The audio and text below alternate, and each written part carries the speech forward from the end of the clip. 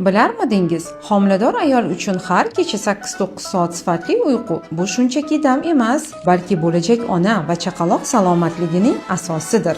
Homiladorlik davrida ayol tanasi 2 baravar yuk ostida ishlaydi. Yurak ko'p qon haydaydi, gormonal o'zgarishlar kuchayadi. Ichki a'zolar joyini o'zgartiradi. Organizm esa har kuni yangi hayotni quradi. Agar ayol yaxshi uxlamasa, qon bosimini ko'tarilishi, preeklamsiya xavfi, stress va g'am-anduh kuchayishi, immunitet pasayishi, hatto chaqaloqda past vazn yoki erta tug'ish xavfi ortadi. Uyqu bu davolovchi jarayondir. Aynan tunda tana o'zini tiklaydi, hujayralar yangilanadi va bola rivojlanishiga kerakli gormonlar ajraladi. Sifatli uyqu uchun muhim maslahatlar. Yotishdan 2 soat oldin telefon va ekranlardan uzoqlashing.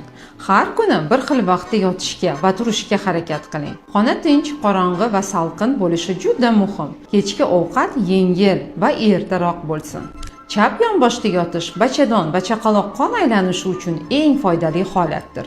Unutmang, dam olgan ona sog'lom bolaning izidir.